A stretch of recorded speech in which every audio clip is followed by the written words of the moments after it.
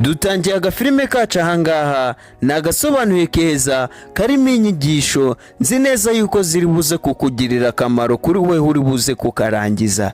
Ni umugabo wimumyi wari wicaye ahangaha ku gatebe ku muhanda.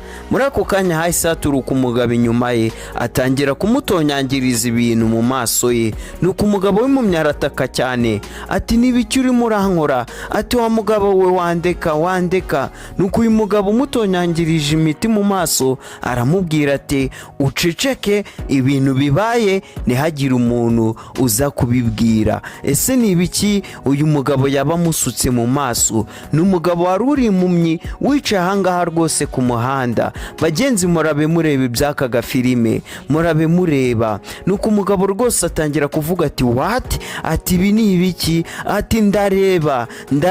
Niko umugabo yavuze, yaravuze ati rwose ndareba nka ya mpumyi